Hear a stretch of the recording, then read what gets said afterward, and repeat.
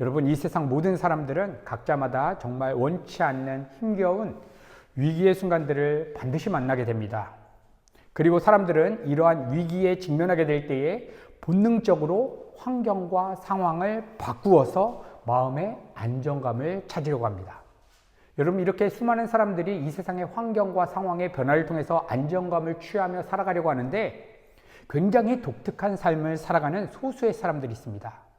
그들은 위기의 상황이 주어졌을 때 먼저 이 상황을 허락하시고 주관하시는 분을 기억하고 그분과 위기의 상황 속에 함께 동행하는 것으로 진정한 안정감과 진정한 평안을 누리고자 하는 사람들입니다. 여러분, 그들이 바로 이 세상에 감당할 수 없는 하나님의 자녀들, 믿음의 사람들입니다.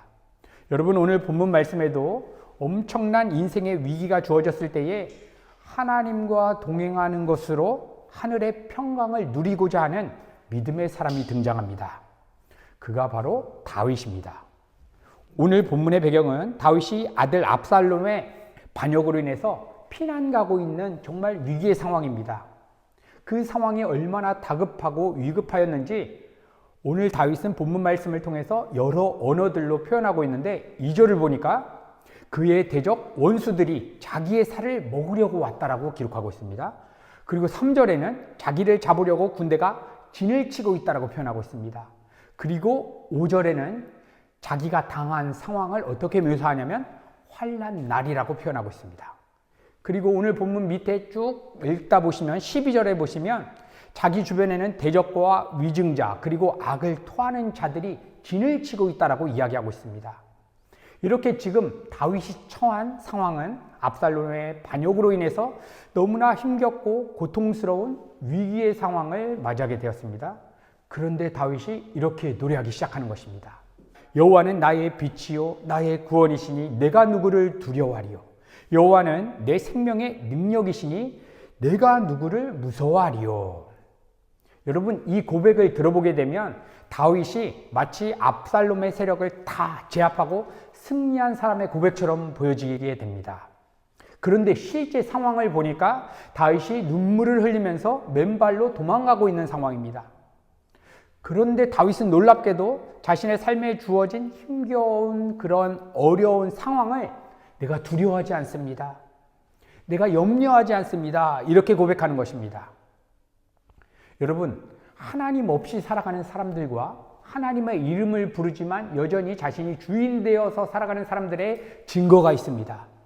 그것은 삶의 어려운 인생 문제와 위기가 다가오게 될 때에 환경과 상황을 바꾸어서 마음의 두려움을 떨쳐내고 안정감을 찾고자 하는 것입니다. 그런데 다윗의 상황을 살펴보십시오.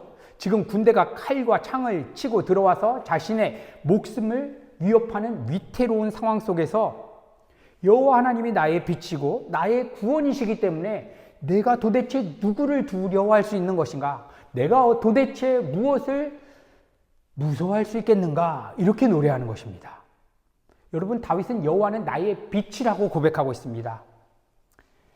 다윗이 고백하는 여호와는 나의 빛이라고 하는 의미는 자신의 마음에서 가장 강하고 가장 빛나게 사로잡고 있는 대상이 하나님이라고 고백하는 것입니다. 여러분, 빛은 빛이 쫙 비춰지면 사물을 밝게 보이게끔 하는 그러한 역할도 하지만 이 본문의 문맥에서 보게 된다면 여호와 하나님이 나의 생각과 마음을 주장하는 최고의 대상입니다. 여호와 하나님 위에는 다른 그 어떤 환경과 상황도 보이지 않습니다. 라고 하는 그러한 의미입니다. 여러분, 이 의미를 더욱더 쉽게 깊이 있게 이해하기 위해서 제가 한 가지 예를 들어서 설명해 보겠습니다.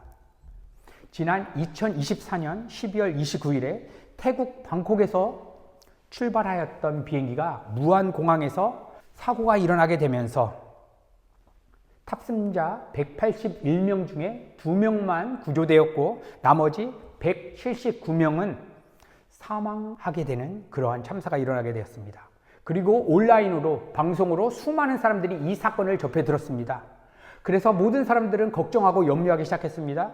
그래서 그 시기쯤 태국 여행을 준비하고 있었던 수많은 사람들이 실제로 해외 여행을 취소하는 일들이 발생하기도 하였습니다. 여러분, 이렇게 무한 비행기 사건은 대한민국 사람들의 생각과 마음을 주장하는 강력한 사건이었습니다. 여러분, 그런데 실제 그 비행기 안에 나의 자녀가 타고 있다고 생각해 보십시오. 여러분, 이때 자녀를 잃은 부모는 비록 몸이 이탈리아에 있을 수도 있고 직장에 있을 수도 있고 사업 현장에 있을 수 있다 할지라도 부모의 생각과 마음을 강렬하게 사로잡는 것은 지금 사고난 자녀 문제입니다. 여러분, 이처럼 다윗은 수많은 대적들이 진을 치고 있는 환경 가운데 있는데 비행기 사고 사건을 경험한 부모의 마음처럼 다윗의 마음 안에는 하나님만이 내 생각과 마음을 주장하고 있다. 그래서 여호와는 나의 빛이요 나의 구원이시다. 이렇게 노래하는 것입니다. 여러분, 한번 생각해 보십시오. 여호와 하나님이 나의 빛이고 나의 구원이고 나의 능력이면 어려운 환경과 상황을 변화시켜 주시고 해결시켜 주셔야 하는 것이 아닙니까? 그런데 다윗은 신기하게도 환경과 상황의 변화를 구하는 것이 아니라 그 환경 속에서 마음이 사로잡혀서 하나님을 강하게 보지 못하고 있는 자신의 마음 안에서 좀 건져달라고 하는 그러한 구원의 능력을 갈망하고 있다는 것입니다. 왜냐하면 다윗은 알고 있습니다. 지금 내 삶에 주어진 위기가 문제가 아니라 이 위기 때문에 내 마음이 사로잡혀서 하나님을 가장 큰 대상, 내 생각과 마음을 주장하는 왕으로 보지 못하는 것이 가장 큰 인생의 위기라는 것을 그는 너무나 잘 알고 있기 때문입니다. 그리고 다윗의 영혼 안에 도사리고 있는 죄가 그렇게 자기를 끌고 간다는 것을 너무나 잘 알고 있었기 때문입니다. 그래서 그는 생각하는 것입니다. 하나님께서 왜 이러한 상황을 나에게 허락하셨을까? 분명 이 환경과 상황을 주관하시는 분이 하나님이신데 왜 이 어려움을 허락하셨을까? 하나님이 허락하셨다면 어떠한 계획이 있을 것이다. 혹여나 압살롬 군대에게 잡혀서 죽음의 순간을 맞이하든지 아니면 하나님께서 이 위기 상황을 완전히 탈출시켜서 압살롬 세력을 다 제압하고 다시 왕권을 획득하든지 어떤 상황으로 하나님이 인도하시든 이 문제가 내 마음 가운데 아무런 영향을 주지 않을 정도로 아무것도 보이지 않을 정도로 하나님만을 내가 주목해야 되겠다. 하나님의 임재에 사로잡히는 것이 내 인생의 최고의 축복이라는 것을 다윗은 하나님과 동행하는 인생의 여정을 통해서 깨달았기 때문입니다. 여러분, 그래서 그는 3절에 이렇게 놀라운 고백을 터뜨리는 것입니다. 군대가 나를 대적하여 진칠지라도 내 마음이 두렵지 아니하며 전쟁이 일어나 나를 치려할지라도 나는 여전히 태어나리로다. 여러분, 이 다윗의 고백 안에는 인생의 위기를 만날 때에 우리 성도들이 어떻게 하나님의 은혜를 실제 나의 것으로 경험할 수 있는 복음의 원리, 신앙의 원리가 담겨져 있는 것입니다. 여러분, 지금 대한민국은 국가 비상사태로서 엄청난 위기의 순간에 놓여져 있었습니다. 이렇게 수많은 사람들이 국가 비상사태로 인해서 길거리에 나아가서 이쪽 저쪽 각자의 의견을 주장하고 있습니다. 그리고 경기 침체로 인해서 수많은 사람들이 재정의 위기에 놓여져 있습니다. 또한 여기 계신 성도님들도 각자마다 크고 작은 인생의 위기를 통과하면서 삶을 살아가고 있습니다. 여러분, 이때 다윗은 이러한 인생의 문제가 주어졌는데 내 마음은 태어나리로다 라고 고백하고 있습니다. 여러분, 이러한 다윗의 고백을 이 세상 사람들이 본다면 지금 대한민국에 국가 비상사태가 일어나고 재정의 위기가 일어나고 청년들이 우울증으로 시달리고 있는데 마음만 안심하고 태어나면 어떻게 하겠냐라고 생각하지 않겠습니까? 그런데 다윗은 하나님과 동행하는 인생의 여정을 통해서 깨달은 복음의 비밀이 있었습니다. 그것은 어떠한 환경과 상황을 만나든지 먼저 환경과 상황을 내가 마음에 먼저 접촉하고 이것에 대해서 선악 판단의 주체가 되는 것이 아니라 먼저 일단 마음은 안심할 수 있는 영적인 공간으로 들어가는 것이 자신의 인생에 주어지는 모든 인생 문제의 해답이라는 사실을 그는 깨달았던 것입니다. 여러분, 그런데 문제는 무엇이냐? 온 천지 만물을 주관하시는 하나님을 나의 아버지라고 믿고 있는 사람들도 여러 가지 인생 문제를 만날 때에 불신자들과 동일하게 걱정하고 염려하면서 살아갈 때가 너무나 많다는 것입니다. 여러분, 이러한 모습은 다른 사람이 아니라 저에게도 너무나 많은 순간 발견되는 모습입니다. 주님의 길을 가겠다고 신학교에 입학했습니다. 목사 안수를 받고 매년 이탈리아와 주변 유럽 국가의 복음 콘서트 사역을 준비하면서 진행해 가고 있습니다. 그럼에도 불구하고 하나님보다 이 세상 문제가 더 크게 저의 마음 가운데 들어오게 될 때에는 걱정과 염려가 강하게 제 마음을 사로잡는 것을 저는 제 자신을 통해서 발견하게 됩니다. 여러분, 왜냐하면 구원받은 성도 안에도, 목사님 안에도, 선교사님 안에도 여전히 죄라고 하는 존재가 도사리고 있기 때문입니다. 여러분, 그래서 사도 바울은 로마서 말씀을 통해서 자신 안에 내면의 그러한 갈등과 영적인 고민을 이렇게 토해냈습니다. 여기서 나는 하나의 원리를 발견했는데 그것은 선한 일을 하려는 나에게 악이 함께 있다는 사실입니다. 나의 내적 존재는 하나님의 법을 좋아하지만 내 육체는 또 다른 법이 있습니다. 그것이 내 마음과 싸워서 나를 아직도 내 안에 있는 죄의 종으로 만들고 있다는 것을 알았습니다. 여러분, 이 고백은 사도 바울이 신앙의 말년에 정말 복음을 위해서 살아가는 그 말년 가운데 여전히 자신 안에서 영적인 그 갈등과 고통을 토해내고 있는 것입니다. 여러분, 죄라고 하는 것은 우리 내면 안에 있는 기능을 여기 계신 성도님보다 저보다 더 잘 알고 있습니다.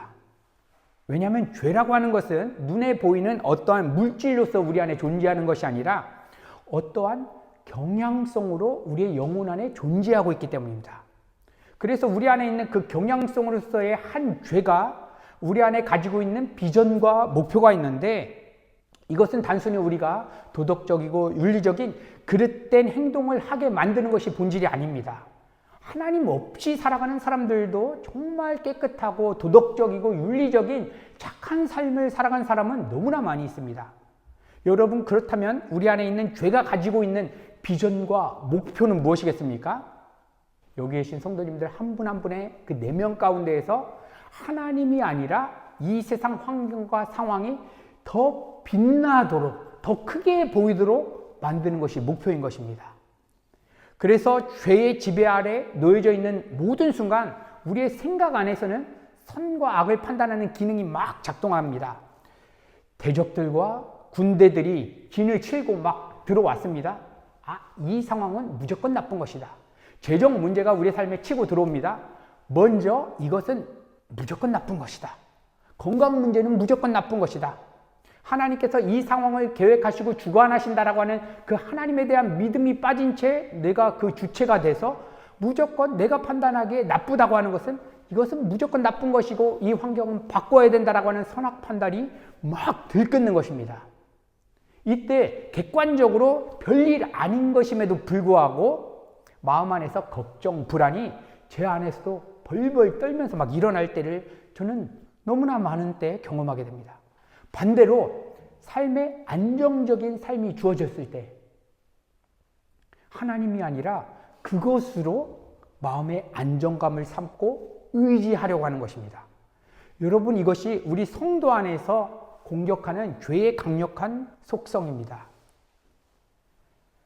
여러분, 그래서 오늘 다윗은 이런 다급한 위기의 상황 가운데에서 이 문제를 해결해 달라고 하나님 앞에 기도하는 것이 아니라 이 위기의 상황에 내 마음이 사로잡혀서 하나님을 더 큰 대상, 하나님을 온전히 주목하지 못하는 자신의 죄가 가장 큰 문제임을 깨닫고 이렇게 주님께 부르짖는 것입니다.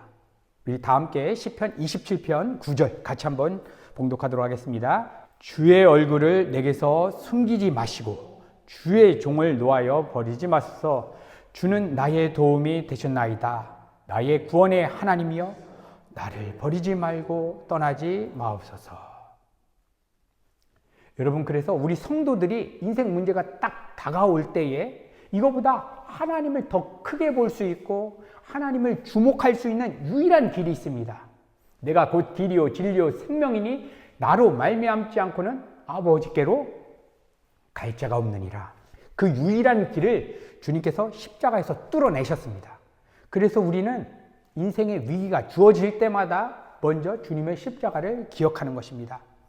여러분, 민수기 21장을 보시면 광야에서 이스라엘 백성들은 불뱀에 물려서 온몸에 막 독이 다 퍼져가지고 죽어가고 있습니다.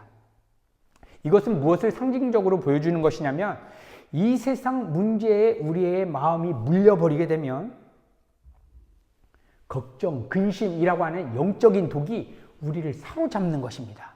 이때 하나님을 부르면서 이거 해결해 달라고 하면 하나님을 우상시하는 더 큰 죄를 뿜어내게 되는 것입니다. 이때 하나님께서 모세를 통해서 죽음의 세력에서, 사망의 세력에서 살아날 수 있는 놀라운 복음의 메시지를 선포해 주셨습니다. 여호와께서 모세에게 놋뱀을 만들어 장대에 매달아 뱀에 물린 자마다 그것을 보고 살게 하라 하고 말씀하셨다.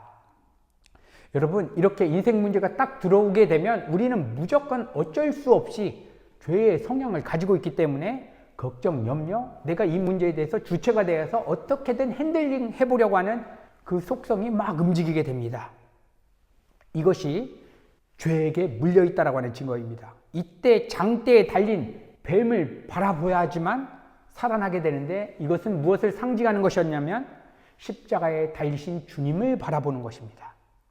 그래서 십자가에 달리신 주님을 바라보면서 내 죄가 되셔서 주님께서 저렇게 달려서 죽어주셨다.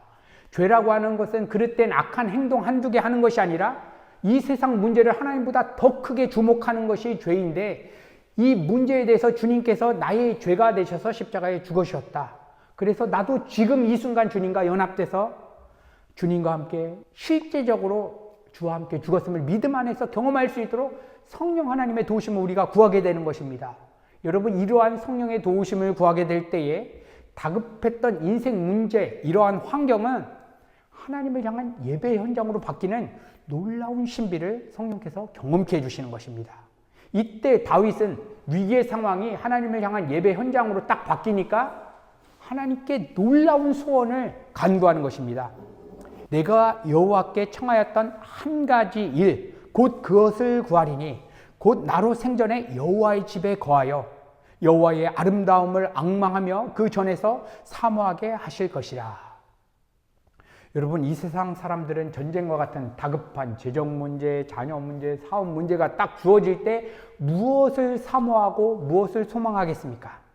이것 좀 극복했으면 좋겠다. 이것을 좀 바꿨으면 좋겠다는 것을 소원할 것입니다. 그런데 다윗은 다른 것을 소원하는 것입니다. 압살롬이, 자신의 세 번째 아들이었던 압살롬이 쿠데타를 일으켜서 자신의 왕권을 뺏으려고 달려오는 그 상황 가운데 쿠데타의 종식이나 전쟁의 승리를 구하는 것이 아니라 여호와의 집에서 그분의 아름다운 성품을 앙망하는 것을 간구하고 있다는 것입니다. 여러분, 여기에 놀라운 신비가 있는 것입니다. 우리는 어려운 인생 문제가 주어지면 하나님의 나라와 하나님의 뜻을 구하는 것에 답이 있다는 것을 생각하지 못한 채 하나님 이것 좀 바꿔주세요, 이것 좀 해결해 주세요 할 때가 너무나 많습니다. 그런데 우리 주님께서 뭐라고 말씀하셨습니까? 너희는 먼저 그의 나라와 의를 구하라. 그리하면 약속해 주신 것이 있습니다. 이 약속 받기 위해서는 반드시 그의 나라와 의를 먼저 구해야 되는 것입니다. 여러분, 하나님께서 그렇다면 왜 이러한 인생의 위기를 허락하실까? 이것은 단순히 우리가 기도하고 열심을 해서 이 인생 문제를 극복하라고 주신 것이 아니라 이 인생 문제 속에 담겨져 있는 그 하나님의 나라, 그 하나님의 은혜를 실제 나의 것으로 취하게 하시기 위해서 허락해 주신 것이기 때문입니다. 여러분, 그래서 우리 거듭난 성도들은 어려워진 인생 문제를 만나게 될 때마다 하나님의 나라를 나의 것으로 취하기 위해서 우리가 기도해야 됩니다. 여러분, 그 기도 시작할 때 하나님께서 모세를 통해서 신명기 말씀에 이렇게 약속해 주셨습니다. 여러분의 하나님 여호와께서 여러분과 함께 가셔서 여러분을 위해 싸우시고 여러분에게 승리를 주실 것입니다. 하나님께서 내 인생 문제 가운데서 싸우게 하시기 위해서는 여러분, 하나님의 나라와 하나님의 뜻을 우리가 먼저 구해야 하는 것입니다. 여러분, 그러면 하나님께서 우리에게 주신다라고 하는 승리가 무엇이겠습니까? 어려워진 인생 문제와 환경을 바꿔주신다는 것이 아닙니다. 그것은 사망의 음침한 골짜기 같은 인생 문제 속에서도 해를 두려워하지 않고 주님의 선하심과 그 인자하신 성품을 이전에는 몰랐는데 재정 문제가 딱 주어지고 이곳에서 하나님과 동행하다 보니까 이전에 알 수 없었던 그 하나님의 성품을 조금씩 더 알아가는 것입니다. 여러분, 그러면 이 인생 문제가 이 성도님에게 축복이겠습니까? 저주이겠습니까? 축복이 될 수 있는 것입니다. 그래서 우리 신자들은 놀라운 은혜를 받았습니다. 이 세상의 축복도 축복이요, 저주도 다 축복으로 경험할 수 있는 은혜를 우리 주님께서 십자가 사건을 통해서 이루신 것입니다. 여러분, 이것이 진정한 승리인 것입니다. 오늘 이 말씀을 의지해서 여기 계신 우리 성도님들 한 분 한 분이 각자마다 주어진 인생 문제 앞에서 하나님, 내가 정말 이 상황이 힘들고 어렵지만 이 말씀을 의지하여 이 시간 내가 하나님의 나라를 구합니다. 이 인생 문제를 통해서 하나님의 그 아름다운 성품을 이전보다 조금이라도 더 알 수 있다면 하나님 안 바꿔주셔도 좋습니다. 그러나 한 가지만 약속하여 주시옵소서. 주의 그 아름다움 전에서 주를 더 앙망하게 하시고 제가 이전보다 하나님의 그 아름다움을 더 많이 묵상하고 더 많이 누릴 수 있도록 성령 하나님 이거 하나만은 약속하여 주시옵소서. 여러분, 우리가 이 고백 드리게 될 때에 하나님께서 반드시 그 기도를 들어주시고 우리의 삶의 실질적인 문제들을 어떻게 해야 되겠습니까? 우리의 생각의 주머니 가운데 하나님의 소원을 부어주셔서 친히 하나님께서 어떻게 인도해 가시는지를 보게 해주실 것입니다. 이러한 은혜가 우리 사랑하는 밀라노 은혜 가족 공동체 모두에게 충만하게 넘쳐나기를 간절히 소망합니다.